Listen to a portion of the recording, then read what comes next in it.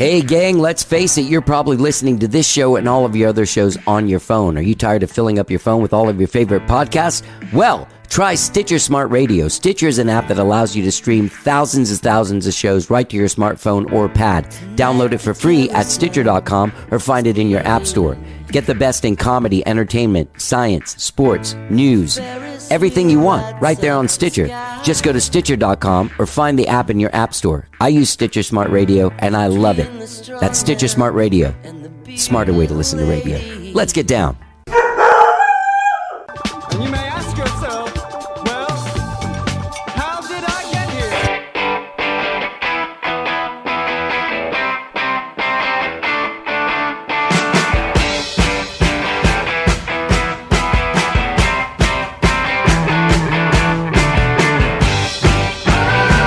It's time for How Did I Get Here? And now here is your host,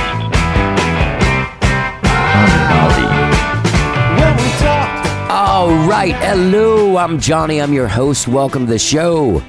I hope you guys have all had a good week, whatever it is you did this week, and you're just easing into your weekend. It's Friday night, baby. What are you going to do?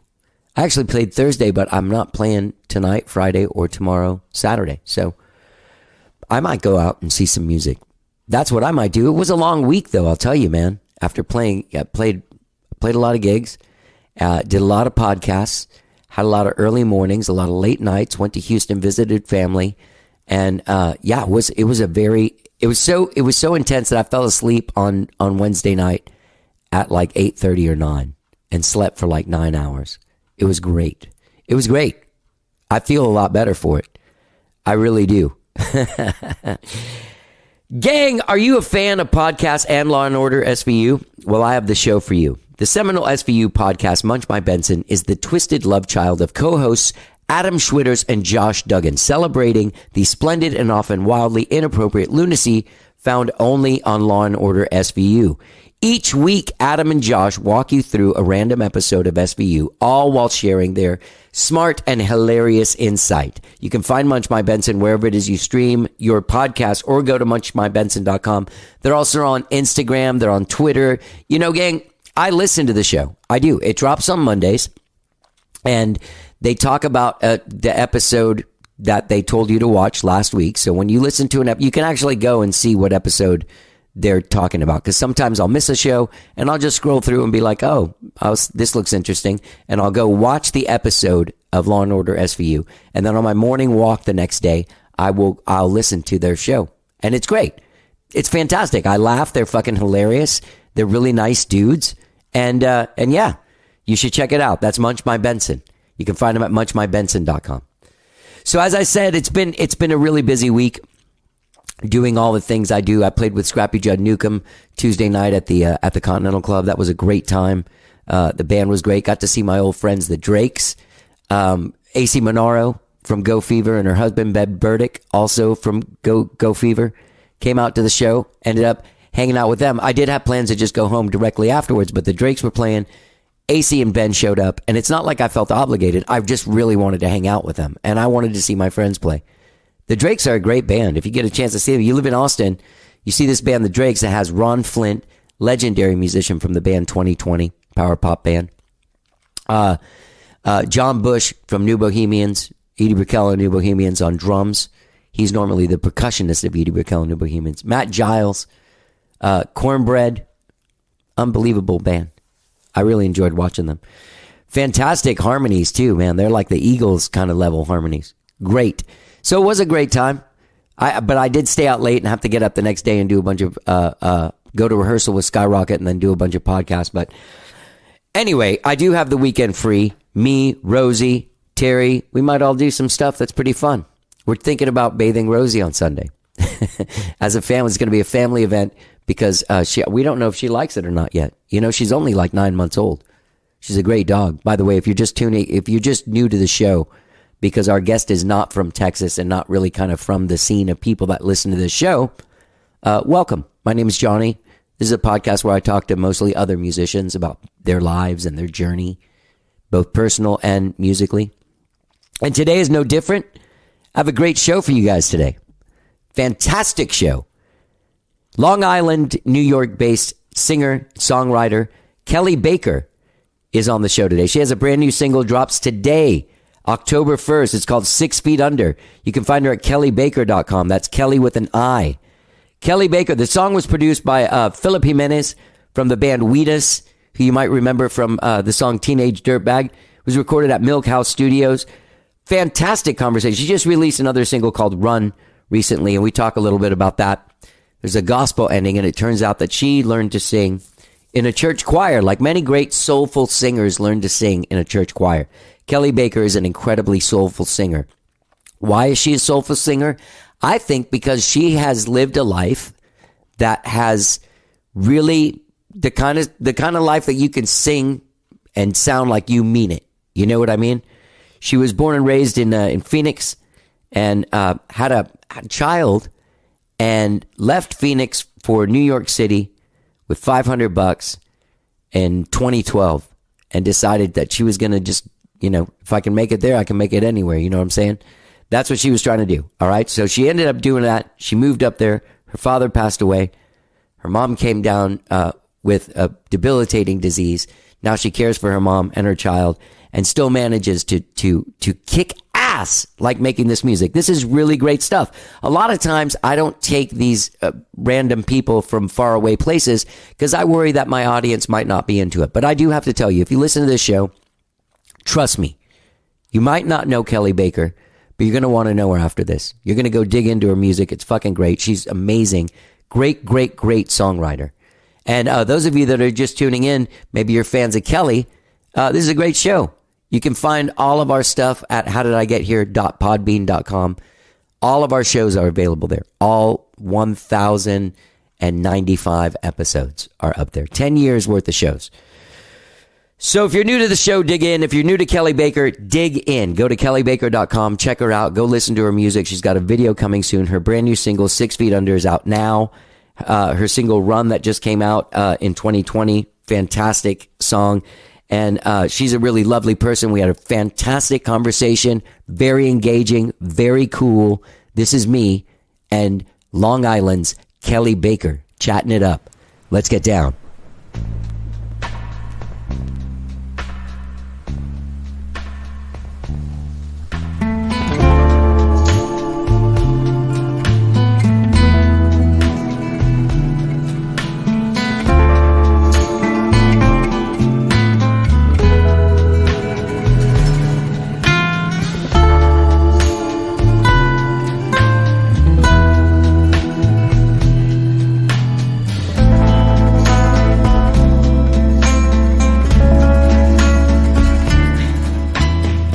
Long Island? I am. Do you have the accent yet? You're not from there, but do you have the accent yet? I'm not. No. Sometimes on certain words, maybe. Yeah. But people tell me I have an Arizona accent, which is where I'm from. What is an Arizona accent, Kelli? I tell you because I never thought that I had one. I always thought I had a non-regional dialect. And I was brought up. My dad was very specific about speaking properly. So, but people tell me I have one. I can say in some words, like people will say sauce out here, and out there it's just sauce, things like that. But other than that, I don't. I get it, man. Hey, so this song that you have coming out, 6 Feet Under, is fantastic. Thank you. Yeah, and I went through your stuff, and I listened. I really connected with this song, Red Winter. That's a great song. Oh, thank you. Yeah. Thank you. It's intense. It is an intense song. That's the most, easily the most personal song I've ever written. Yeah. So, and it might be my favorite one. I don't know if it's my favorite one. It is one of my favorite ones, I would say. Yeah, for sure. So, all right. So you're up there. You won. Congratulations on winning. Do you won Best Female Vocalist? Is that what it was? I wrote it down here. Best Singer. Oh, well, I was nominated. Oh, I didn't win, but I was. Oh, I thought you won. Yeah. Well, still being nominated, that's great. Thank you. What's the scene like up there? Are there a lot of places to play? Is there an actual like scene, like a Long Island music scene? Actually, yeah, there's quite a bit of a scene out here. Especially, I live in Huntington, Long Island, which is kind of smack dab in the middle. there's things closer to the city. Of course, there's a scene out in the Hamptons, usually a little bit more in the warmer months. There's a place called Stevens Talk House out there that you never know who's going to show up there. But there's absolutely a music scene out here. And I would even say where I am, slightly just before we got shut down again over December, it was really starting to become something very special. So there is a big love for music out here, and I definitely enjoy being out here. That's good. That's really awesome. Do you write these songs yourself, or do you co-write, or what? Where do these songs come from? I write them myself. Yeah, you play guitar. The producer, he does other instrumentation on it, but the songs are mine. Lyrics are mine. The music is mine. How do you? Well, and then he'll act. Right. Are you like a diligent writer? Are you like a wake up and write songs person, or are you like a when it comes to you, it happens? When it comes to me, it happens. And sometimes I'll think about different writers, or if I want to get inspired, maybe I'll just sit down and I'll read for a while writers that I really like and that resonate with me, and then I'll kind of flow from there. A lot of times it happens when I'm driving in traffic. Yeah. And I'll think of something. I don't know what that is about, like one part of your brain being a little bit distracted, and then my other brain starts working, and I just voice record it, and then I write it down and I figure it out later. I've always gotten in trouble for doodling when I was being explained something, like in a meeting or something, even now as an adult. And I just finally saw this thing. This guy wrote this book about how that's how you're able, when you can engage one part of your brain, then that leaves another part of your brain open to A, record, B, or write, or be able to take in information as well. Yeah. Do you doodle? Yeah, that makes a lot of sense. I do doodle. Especially in a meeting. Yeah. Or if I'm on the phone, I always have to be doing something. Right. So, even when I'm on the phone with somebody, I start cleaning my house. I'm always I can't just sit really still. I always have to be moving. Yeah. Were you like that as a kid? I think so, yeah. Did you get shaken down for it? Were people like teachers telling them like, man, I can't keep this Kelli together. She's bouncing around. I was known for always being very hyper and energetic as a kid. Yeah. It's interesting. That kind of calms. Well, I guess maybe instead of calming down, it more transforms, because I am still very energetic, but I'm always hustling. I'll just never be. I mean, I like to sit still and be calm, but only for a little bit, and then I have to start moving again. So. Yeah. There's a strength in kind of your execution, like before you belt stuff out and stuff like that. There's a calm, like before the storm, that I like. It's a good dynamic with your music. Thank you. Yeah, yeah. All right, so let's go back. You're from Phoenix? I'm from Phoenix. I've been here now. It will be at the end of October will be 9 years since I've been here, which I can't believe, but yeah. I actually got here just as Hurricane Sandy hit. That's a story in itself, but I could talk about that forever. Well, oh, sorry. Let's get to that in a second. You have brothers and sisters. What was your family like? You're an only child? I'm an only child. That's a good, that creates a certain front person. Right? Well, yes. I mean, I did have cousins that I spent time with on the weekends. They were close in age, but yeah. Other than that, it was just me. You were the rock star. You were the lead singer of your family. Yeah, that's right. What did your parents do? What did they do? My mom did hair for a long time, all of her life. Really. My father passed away in 2015. He was thank you, I appreciate that. And I take care of my mom now. Also, she has MS, and I recently moved her here from Arizona, and I take care of her. But he was just brilliant, but also never really, in his mind, I mean, I guess it depends on what you wanted to do, maximized his potential. I mean, he was easily the smartest man I've ever met, and I've met many intelligent people, but he did construction, and he would just read all the time and owed so much money. He had like different library cards and so many people's different names, because he would check out library cards, books all the time, and then never return them and couldn't pay the fines. So And he'd be like, hey, give me your library card, together. So we're all wanted at the Phoenix Public Library, I think,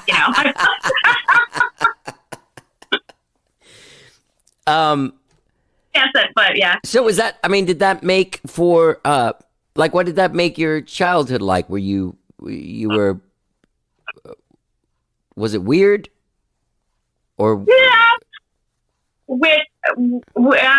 I had a very good childhood, and because I had two parents that were extremely supportive and both kind of creative hippies, and just both of them are very different than kind of the norm. So that was very okay. So I appreciate they're a little outside of the norm, and I like that. And I always felt very supportive, and I had a good childhood. I was really lucky. That's good. That's good. So, so you started with music by singing in a church choir?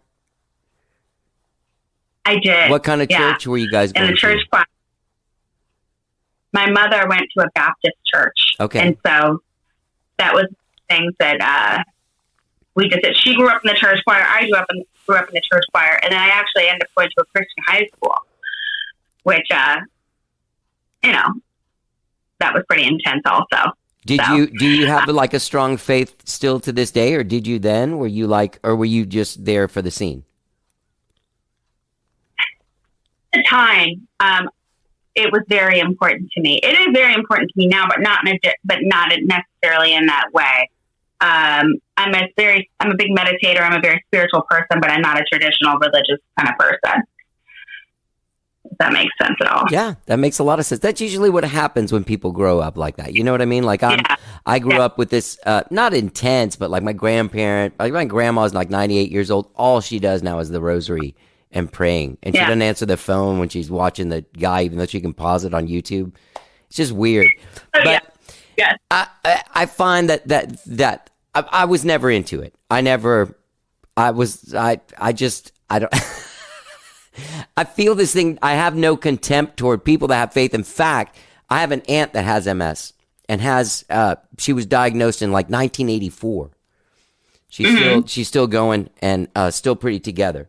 But she has this my grandma as well. Like they have this intense faith. And my thing is like, I wish I had that. I just don't trust anybody, especially someone that's just an idea, Right. Well, it's hard for me to say, I don't know. It's just, what I didn't like about it was there's just a lot of judgment there. And I don't like to be a really judgy person, and it's a lot of pointing fingers. Yeah. And that's not really what I resonate with. So that had its time and place, and I'm grateful for it as it was, but that's not where I flow. That's the thing is that as a child and growing up and stuff, even my own dad is pretty disgusting and despicable as a person, but goes to church every Sunday and looks at you weird for not going to church. And you're like, hey man, I got nothing to feel bad about. You know what I mean? Right. Like, hey, man, you go do that. But to me, some of the least Christian people I've ever met are like self-proclaimed church-going Christians, where you're like, you have no acceptance or forgiveness in your heart at all. Right. Yeah. It's interesting, isn't it? Especially being a little bit out of the norm, and then being in a church like the Baptist church is also like the Catholic church in its judgment. It's not like the Unity Church or something where it's just a bunch of hippies hanging out meditating. It's like it's like that kind of shit where they judge you, and you're you're living your life to ultimately be judged. Yeah, it's crazy. Yeah. All right, so singing. Sorry, go ahead. I was just going to say, I just never felt from as long as I could remember, I felt like I just did not fit in there to that. Not even just that church background, but really just Arizona in itself. I always felt that I was supposed to be here, and then and I think I don't know how, if I was, you can call it destined to be here or whatever, but I will say I am the best version of myself when I'm in New York, and coming here was definitely the right decision. Wow. Yeah. So what I was going to ask is, I never thought of Phoenix as like the way you're saying it is like some town you got to get out of. You know what I mean? Like, I got to get out of here, man. Yeah. I'm not going to be in Phoenix my whole life. What am I going to be in Phoenix? That sounds terrible. like I like going back to visit and everything, but I just felt maybe somewhere in my body knew that I could only go so far there. I don't know what it was. My whole life, I just felt that pull to be here. I just played somewhere there, and I stayed at the Valley, not just 2 years ago, right before lockdown, actually.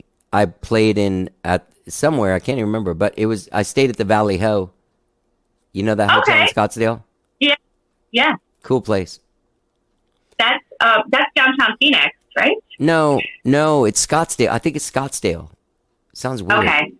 Scottsdale is a suburb of Phoenix, right? Yeah, Scottsdale is a suburb of Phoenix, yeah. Anyway, all right. So what I was going to ask you is, what did you get out of the church choir? Like, what did you learn there? How to project your voice, how to sing in harmony? Well, yeah, how to learn and sing in harmony, the basic learning of how to read music and interpret it, which, and then I continued that church choir into when I was in the Christian high school. I was in a, audition choral group, and then we really learned. And then a big thing really about it is, so much, almost more than ability, is just the belief that you can do it, and stage fright, and just believing in yourself to do it. And that's probably one of the biggest things that I took away from that, is they put you on the spot and say, now you got to get in front of people and sing it. And then just freak it out and then be like, wow, I really can do this. And this is another thing that I've seen, not even just at church choirs, but say at open mics, somebody's so scared to go up. The first time I went to an open mic after years of taking time off, was 2018, when I really just threw my energy back into this full force. And I started back up with open mics. And I went to one, and I was really scared. My friend's dad had me go with him because he was going to play. And the guy at the end just said, "You were good, come back." And I thought, oh, wow, that really meant something. There's so many people that just need a little bit of encouragement. If somebody say, yeah, you matter, come back, that was good. And, if you're supported in the right ways, like the good things that you can bring out in yourself. So what were you doing? Okay, so now I'm confused, because so you get out of high school, and what happened? I get out of high school, and I ended up working in bars. And how was that? It was very fun. Yeah. And I did some bands, like I did like a folk duo. I did a hard rock band. I fronted a hard rock band for a little bit. What kind of, was it original music? It was original music. We were called Dependency. And we were called Dependency because he already bought the website for his old band called Dependency, and he didn't want to buy a new one. That was a guitar player, so we were stuck with it. And then I was in the folk duo for a little bit, and then I kind of got invested in work for a while. Honestly, the nightclub scene and the bar scene. I ran nightclubs and bars for years and years and years, and that's a similar kind of industry. Energy to music, is that hustle and the alternative kind of people. So I really did that. And then I started hosting an open mic there. I would always kind of delve into music and out. What do you think, when I moved to New York? What do you think was keeping you from going all in like you have since 2018? What was going on there? Well, really, it's just the belief that you can do it. And here's the thing. There's so many doubts that come into your mind throughout your life of, can I do this? Which direction should I go? But this is what I've wanted to do forever. And then just something clicked in me. There was definitely a catalyst moment around that time. But you have this much time of your life, so why not spend it just doing what you absolutely love about yourself? And it was a switch in me that said, I really don't care what anybody else thinks. I'm just going to do this. And I'm going to throw my whole energy into this because I have one life to make myself really happy. Yeah. And I'm just going to do it. And then I just haven't stopped since. That's good. So it's weird though, that thing. There's that self-doubt. I don't think I ever had it until I was older. Yeah. I was fortunate that. Okay. So what made you move to New York specifically? From, you wanted to go to the Big Apple? I always just felt like it was a matter of time until I was supposed to be here. I do have a daughter. I don't talk about her. She and I are very close, but sometimes don't bring her up too much because there's going to be some weird people on that sort of stitch me out, and I don't want to have to involve her in that if she doesn't want to be involved in that, if that makes any sense. That's really nice of you, yeah. She and I came here together and started a new life together. And that was 9 years ago. It was one of those things where it's actually my father had said, something's not right, something's going on. I could feel it with, she was making some changes, and it was like my lease was ending. It was like everything was just said, now's the time to go. So I talked to her about it, and we just came. And, we started the new life here. And, I sold everything I owned. I came across the country and did it. Wow. You're a tough lady, right? I am a tough lady. Yeah. I think that's what makes you such a good singer. Thank you. Like there's some scars in that soul. You know what I mean? Oh yeah. Mm-hmm. Yeah. So you moved up there and you worked and just kind of got your feet on the ground. And do you have a good support system up there even before you had your mom up there? So I have an aunt that lives here who's my father's sister. Cool. She and I didn't really know each other too well. The plan was to move into New York City, but she lives in a town called Huntington, which is actually where I am now. And it was just one of those things where everything kind of the world was like, this is what your life's going to be like. This is what's happening. So the hurricane hit. My truck blew its engine on the way across the country. So I ended up selling that for scrap metal and arriving here with no car because I just got this massive U-Haul. That's all they had. And my dad was with me and said, this is a sign you got to go back. I said, I'm not going back. I sold my truck for like $200 at a shop, and then they gave me cash for it, and I kept on trucking. And we got here to my aunt's house, where I only met a few times throughout my life. She always lived on the East Coast, and she was gracious enough to let me stay with her. And that was a huge help. And I ended up just walking up and down the streets of Huntington Village with my resume. And I went into every bar and restaurant and said,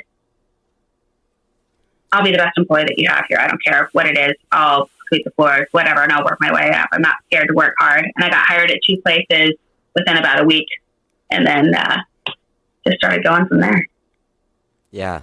I'd never thought snow before I came here. I didn't own boots. There was like this and the power was out for 13 days. So like, I guess it's a sign you gotta go back. I said, I'm not going back. I don't know. This is it. So. You're cool, Kelli. Thanks. Yeah, man. Yeah. I like that kind of sense of adventure. Thank you. So you and your dad were close, and then he passed away a couple years after you moved there? Very close, yeah. Yeah. Sorry about that. Thank you. Those kind of life explosions can also sort of, I'm sort of like trying to put the pieces of the puzzle together of how Kelli Baker got here, where she is now. And it's sad to say, but it's one of those things that I'm a firm believer in the strength of surviving. Mm-hmm. And how that informs somebody's art. Like the scars in your voice, you can hear it when you're singing. There's, pain. You're not just making it up. You know what I mean? Yeah. Yeah, it's beautiful. It's a very attractive quality in artists to me. And I think to most people. I mean, that's why people are so attracted to Axl Rose and, even just a guy like that. Right. The guy's got some problems. Want to help him out. People want to identify that. That was another thing that came to me, honestly, was that for a long time, I wrote music based on what I want. I thought other people, A, wanted to hear, B, I was afraid to push my limits. And that was another thing that came to me when I was like, that almost takes a little bit of age and maturity of having the gusto to say, I don't care what you think. And if you don't like me, great. I'm not here I don't want to appease to everybody. I want to make art that matters to me and write about things that, even when I would throw things, I'm like, I'm going to get really personal and just throw things out there and see what sticks. That's what people tend to resonate with, because everybody's screwed up. Everybody, they want to feel, they want something that makes them feel, not something that just, some people want something that makes you tap your feet. Hopefully it does both, but I like to connect with people. Yeah, yeah. And your stuff does, man. I saw your list of kind of influences and stuff, but there's a little more to it than that, I think. What made you gravitate toward this more organic style of music than, say, what other people your age are doing artistically? You know what I mean? What made me gravitate towards the music I'm doing now? Yeah, like how did you go from choir, like you didn't want to do pop, but then there was this sort of organic, sort of blues based, almost yeah. It's almost like a form of Americana in a way, right? I can't put music in styles anymore because there's just too many. And people ask me that, and it's hard for me to pin that down too. But I've always really liked the blues. I've always really, really resonated with the blues. And my dad he took me to a couple blues bars. He actually saw B.B. King before he died. Here's another church choir thing. There was a woman that sang at this retreat. She came in from Nashville, and she moved there. Her dad was a pastor, and we had this big, revival, church thing. But she got up and sang, and she sang "Precious Lord, Take My Hand" in a way that I had never heard before. That was my first experience of hearing somebody sing like that in the most impactful way. And they gave us these little tapes, and I just listened to it over and over. And how do I learn how to do this? It just, I just connected with it right away.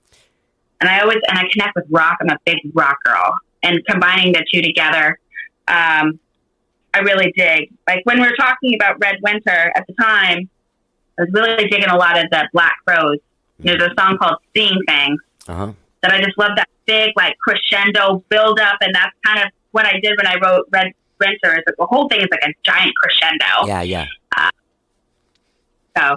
What I forgot to talk about was there's that song "Run," and then at the end of it, he goes, "What's that gospel song? Is that the What a Friend We Have in Jesus?" That's the song? Yeah. Yeah. So I don't know what it was when I was listening to the playback, because that was in production, and this was also right at the beginning of the pandemic when we had recorded most of it. And I told my producer, I'm like, every time I listen to this playback, I get this song in my head, and that song I wanted to be I almost envisioned an old church where you're walking down a hall and you open a door and you hear it and you kind of walk out. That kind of it has that vibe. Yeah. So I kept getting that in my head, and then I said, let's just put this down because I want to incorporate this somehow. And he likes to bring in the organ, so that the part that's inserted in there, I actually recorded on my cell phone, and we were gonna just put it in later. And we did it in one take, and he had never even heard the song before, but he just followed what I was kind of doing. And, then we were all locked down and we couldn't see each other. So I sent him that recording. And so that's the actual one when we just were messing around and said, we'll figure it out. It's pretty powerful at the end of that song, man. It really Thank is. You. Yeah. Yeah. It makes it, the way that I know that song is not from church, it's from Elvis. There's this documentary called This Is Elvis that came out in the early 80s, and he says something really horrible, and then and then someone tells him there's a camera on him, and he goes, "Oh, what a friend we have in Jesus." When I heard that melody. What's that? James Burton. I just met his guitar player over the summer. I saw that. How was that? That's a magical cat. He's the nicest guy. And then that was at NAMM in Nashville. Normally I go to the Anaheim show, and it was really great. At first it was, so NAMM is, it's a convention for, music merchants, and it brings a lot of artists are there. I like going there for the business aspects. I'm also very business minded, and I like to learn as much as I can. and we were standing next to each other at a guitar stand, and I was wearing an Elvis shirt at the time. Yeah. And so we chatted a little bit and said, nice to meet you. And then an hour or so later, we both ended up going down the escalator at the same time. And I forget how it happened, but we ended up talking all the way down to the escalator. He gave me a guitar pick on the way down and said, come down to Memphis. I've not gone down to Memphis, but it was really nice to meet him. Maybe one day I will. But it's funny with the style of music that you play that you don't live in Nashville or Austin, where I am. Like we have a lot of people of your ilk here in Nashville. But it is cool to be like, are you kind of the only person doing that kind of music there? I'm saying it like that kind of music, like I'm some guy, like I'm looking down on it. But it just seems like what's going on up there musically in Long Island? Well, I'll be honest, a lot of covers. There's a massive scene for cover music out here, and the group of people that are in, say, like late 40s to like 60s, they party harder than any group I've ever seen in my life, and they are out checking out live music all the time while the younger people are in bed. They're the wildest group. I've never seen anything like it, and they like to cover stuff a lot. So that makes it a little tricky, just because they're kind of like in a routine, but then there's this great music scene for other people too. There's lots of original open mics. There's some booking agents that book only original stuff. It depends on the venue for me where I'm playing. Like, I'll do cover gigs, but I'll also do, my own stuff, or I'll do a blend of both. Tomorrow I'm doing a release show at one of my favorite intimate venues. That's going to be really nice. But, that's a hill to climb. It's just people like to know what they know, and to get them to, you got to almost be in the right room to get people to listen to some music sometimes. And it looks like you're getting back to work. Your calendar is pretty full. People can go find you at kellybaker.com and look up the tour dates there. Sorry, quickly plugging your website. But it looks like you're getting to work. I mean, you got pretty busy October. It is. And the summer was just wild. We're usually, even if I don't have anything much going on that week, usually something falls in, and I'm usually doing 3 to 5 shows a week, which is great. I'm really lucky. And you work as well? I do work part-time at an office right now. Okay. Yeah. And then I take care of my mother also. Damn, man. You got a handful there. Yeah. Well, it's amazing. I mean, what do you do with your Patreon? How do you engage people on that level? So that's something that I'm about to put a lot more focus in with. For instance, I have a new song, 6 Feet Under, that's coming out October 1st. Yes, great and song. I have a video thank you. A video I just shot with 70 Entertainment. So that video, all these things are going to get, they get sneak peeks of everything ahead of time before it goes out and gets actually released. And sometimes, private videos of new songs that I'm writing. It's just a much more personal place to find me. Right. It's interesting because with social media and stuff, there's this false sense of engagement, I think. Like you can have people that you can have 10,000 followers and get 5 likes on all your stuff because people aren't really engaged with your music. And it seems like Patreon at least weeds out the bullshit people and brings in like the real music fans. It seems like in 2021 it's harder than ever. I mean, I'm 52 and I've been in bands and since I was 14, and I've been doing this as my job since I was like 23, like my only job. And so I find that people don't engage like they used to with artists. Like they just there's too much static and noise around. Do you know what I mean? You got to be in the right room. That's what I'm trying. Yeah, exactly right. Like, if it's, a lot of musicians are going to TikTok, and I'm on there too, like a little bit, but, you got to grab somebody right in like the first 3 seconds, or they're just going by you, or it's like, I could be singing my original songs and in a sports bar, but that's not really going to work. You got to find the right room and the right audience and the people that will connect you in the right place to get your message across. Yeah. So it's just finding out the right way to go about that. Didn't you just play a festival? Didn't you, like a few weeks on the 11th? I've been stalking you, Kelli. No, I was meant to play that, but I unfortunately had to cancel due to some health issues with my mom last minute. But I was really looking forward to it. That was the Launch Music Festival in Pennsylvania. And my other friends, Bad Mary Band, which they're incredible. They played there too. I was really looking forward to it. But there'll be, you just keep on moving and keep on moving. So well, I think that you're an artist with enough vision and just really enough power as an artist. I don't mean power like business wise. I just mean power as an artist that I don't see you being overlooked. Thank you very much. Yeah. It just, it really is just, I just made the decision, like, this is what I do. And once it's almost like, I don't think how to put this. You have so many things in your head that you want for yourself, right? But if you start really moving towards those, you can't beat yourself up too much. And I just decided to try and be the best version of myself in all forms. And number one is to be not who anybody else thinks I should be. And, no matter who they are, it's just, I have to be who I am. And then you're the happiest and best version for other people too, Right.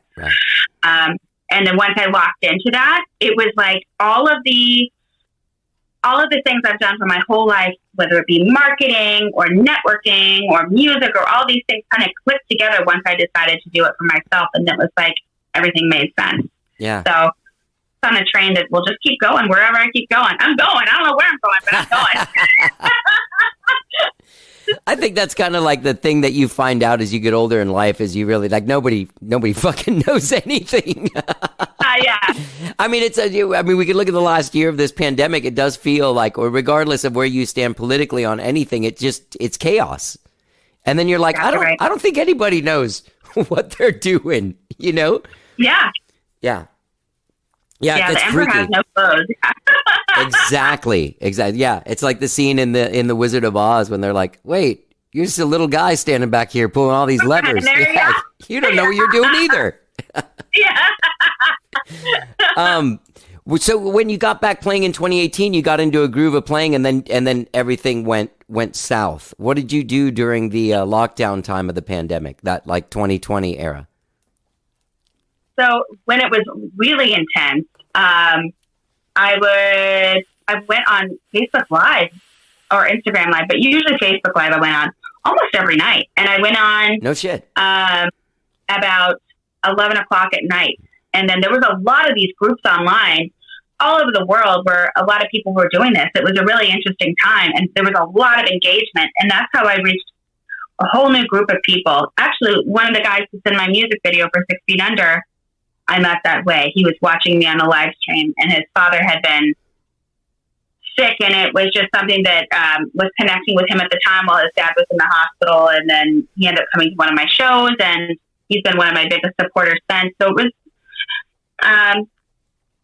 that kind of got me through, honestly. And, I'd be on there. People would talk to me. I would take requests all night. And then, I did that for months, almost every night, really. That's awesome. Yeah. Do you, from doing all the cover gigs and stuff, do you have a pretty large vocabulary of songs you can just pull out if people say? Yeah, pretty much. Or I put my own spin on it. Even if I don't know it, I'll give it a go. I always say, Yeah. They're pretty easy to figure out or tweak a little bit. So yeah, I can pretty much do most things. Most things I would say that people throw my way. Okay, hang on a second. Sorry, I just got asked to moderate a panel tonight. And I'm saying, sure. Okay. Sorry. Are you there? I'm here. Okay, I lost you somehow. I can't see you anymore. There you are. All right, we're back together. Sorry about that. Am I That here? was weird. You were gone. I just got this weird text that was like, hey, somebody's sick that was moderating a panel, and it's always exciting to get to moderate a panel. What kind of talent are you going to moderate? I have no idea. I didn't read the thing. I just said yes. Do you know that feeling of like being in show business is like this thing, like at any minute, they're going to stop asking you to do stuff. And so I love it. That's what I do. I just do everything I can, and that's kind of, Did you grow up? Did you want to be in show business? Yes, I did. I have pictures of me that when I was young. This is the album cover. I already have it. They're pretty embarrassing. But yeah, my whole life I just knew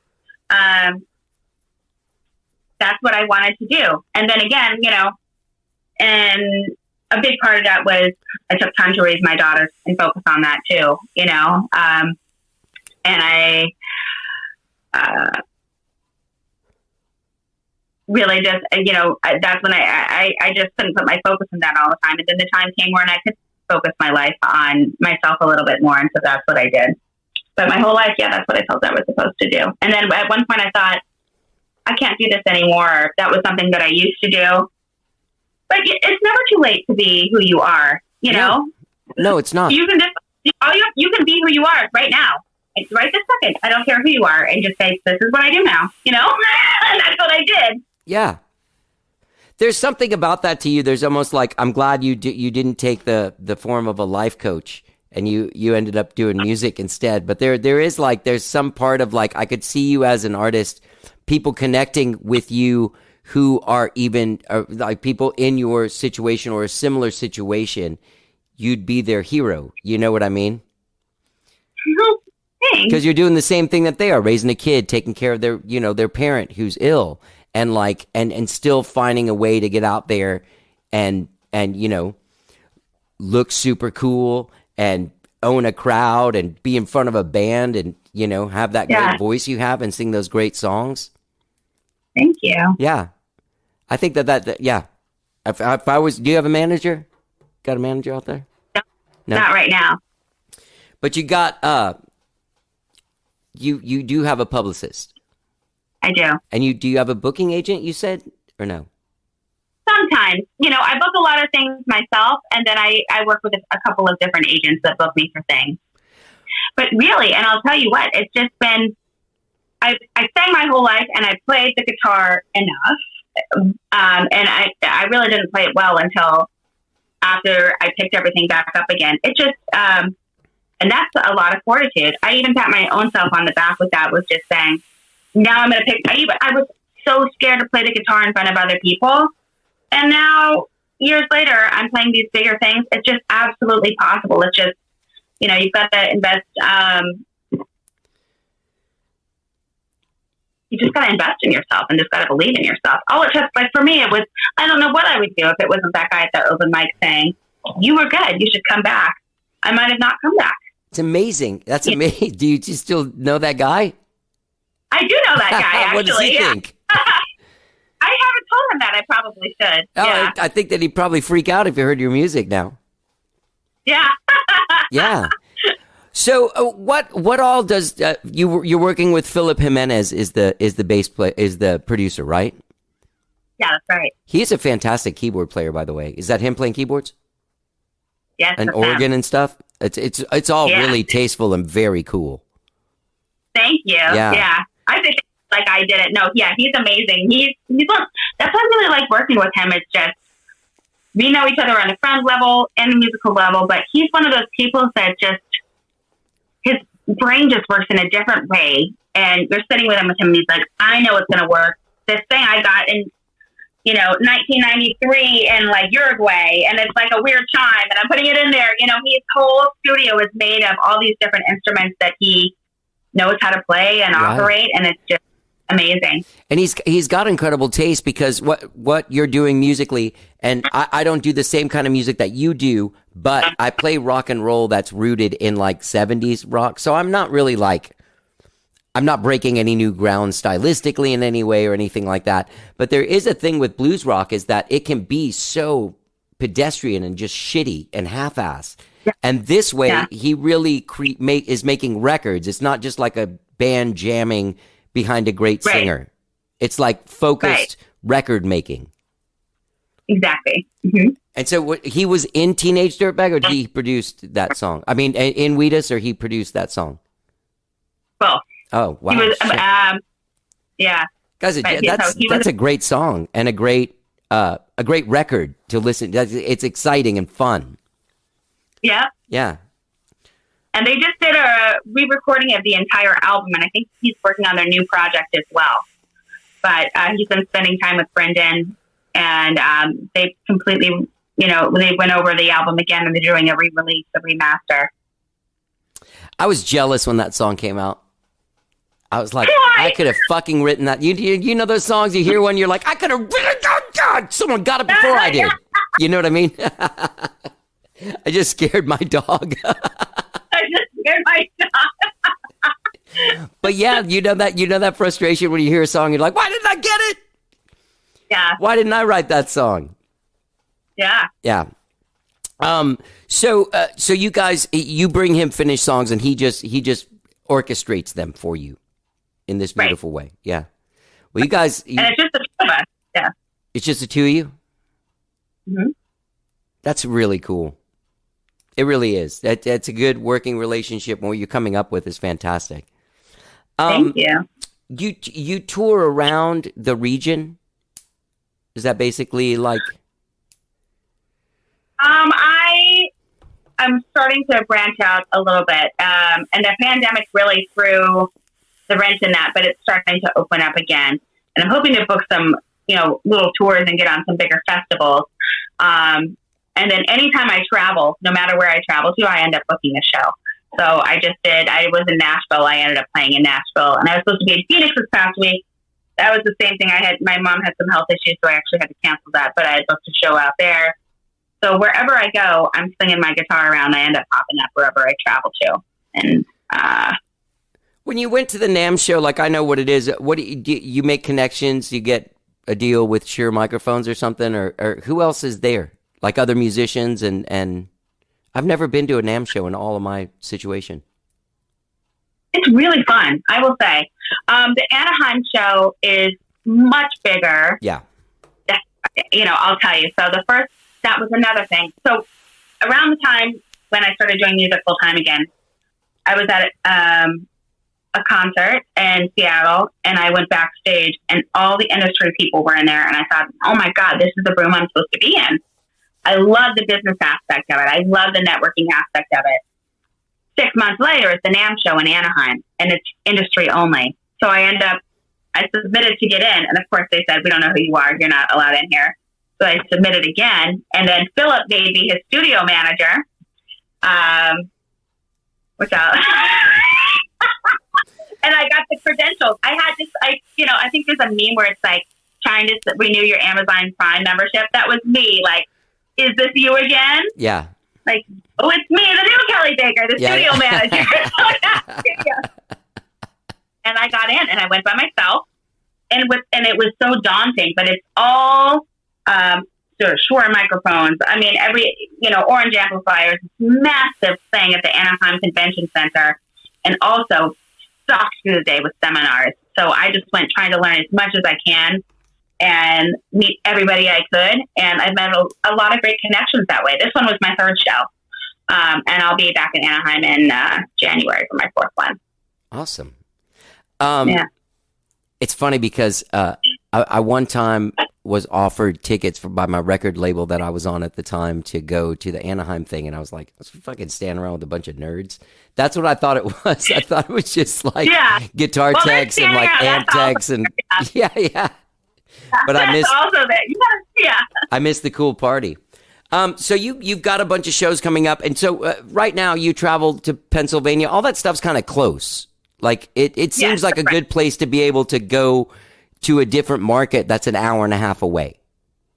Exactly right. Like Brooklyn is completely different than Manhattan. That's different than Hoboken. That's different than. Right. Yeah. This year bringing forth for me is going to be, that's a lot where my focus is going to be, because it's just every year I'm trying to level myself up and always have something new to introduce and introduce myself to new people that don't really know about me. Finding the right rooms in the other cities to connect with people. Yeah. That is what it's about. So that's what this next year is going to be a lot of focus on. And Philip and I are back in the studio hitting things hard. I'm writing better material than I think I ever had, really, at this point, that hasn't been recorded yet or released, and it's all coming up soon. So I'm really excited for I'm really all that. excited I feel to like hear it. Sorry, go ahead. I didn't mean to. I feel like I hit my stride almost as a writer. Like, even when you're trying to teach yourself an instrument or and you're learning, you're like, okay, that's what this is. And then one day when it kind of clicks and you say, oh, this is what this all means. Yeah. Like that. Yeah. Well, I look forward to hearing all that music. One more question. When you play live, what's your band situation? Like who is playing with you at like? It depends on the venue. Right. So I can come with, I know lots of musicians that can come and fill in with me at any time. Most times, 9 times out of 10, I'll just fly solo and do an intimate show. Awesome. But sometimes I'll work with, so I'll bring in a drummer or a percussionist or a bass player. I worked with James Kamak. He was the bass player for Chick Corea. Awesome. I met him at Jam in Oyster Bay. There's just so many cool people. I mean, there's just so many cool people around, and I'm really lucky to live where I am, for sure. So in Long Island. Yeah. I mean, it's good. The city's right there. Yeah. The beach is right here. Like, I'm really fortunate. There's a place I've played there.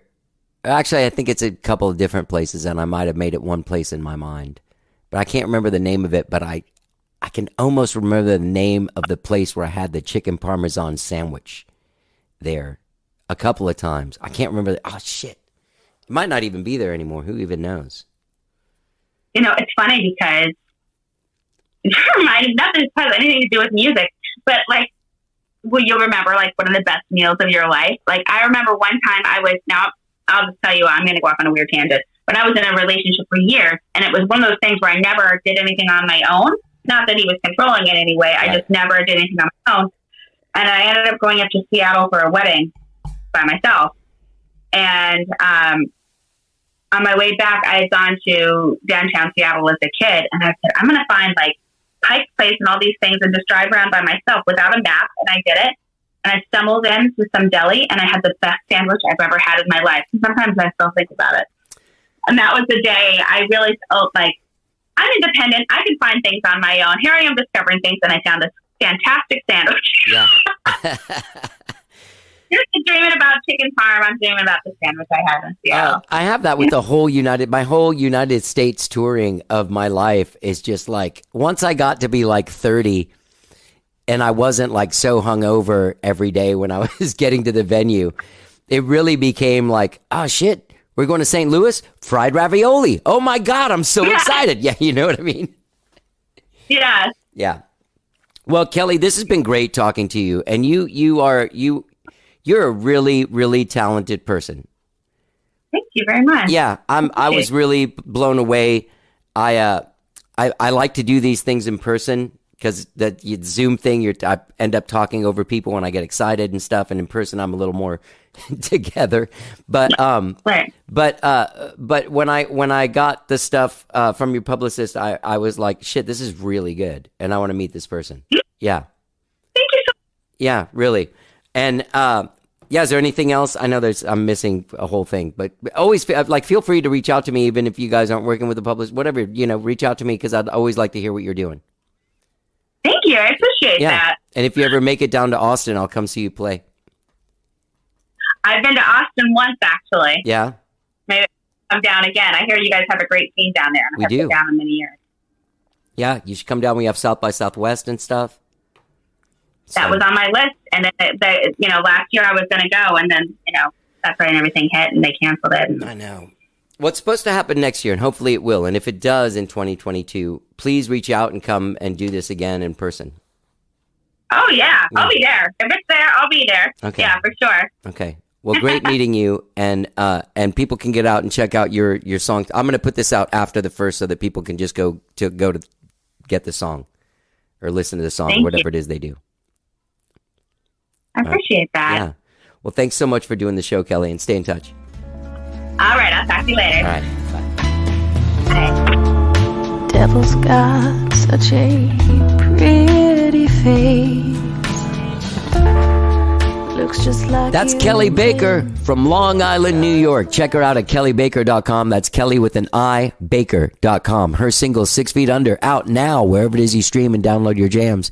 You're hearing it. It's called 6 Feet Under, and it's great. I want to thank Kelli for taking the time to talk to me. She's really great.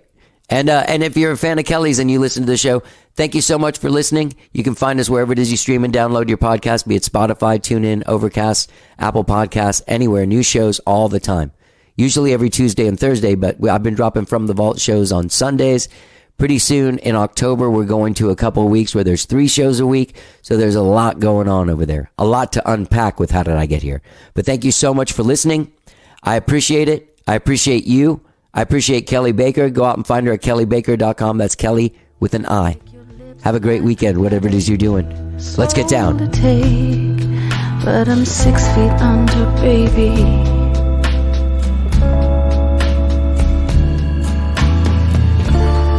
You got me eyeing the sky, never been so blue. Got me clawing at dirt, oh, through and through. Got me pushing daisies. Well, I'm 6 feet under, baby.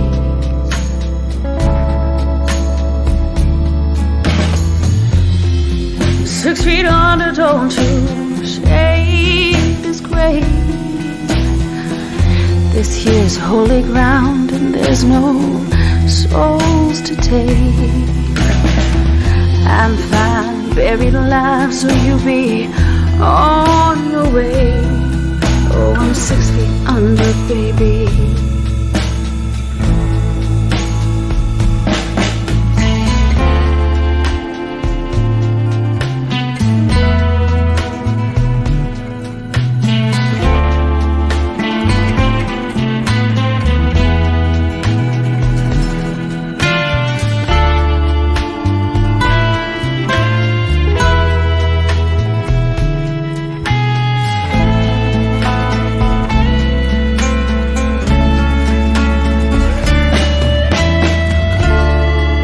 Got me eye in the sky, never been so blue.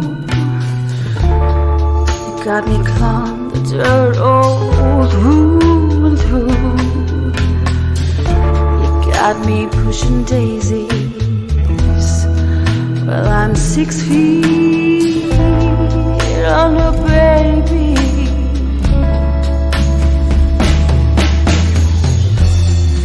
I'm 6 feet under, don't you shake this grave.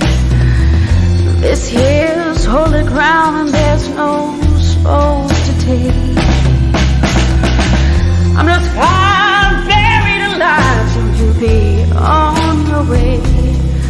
Oh, I'm 6 feet under, baby.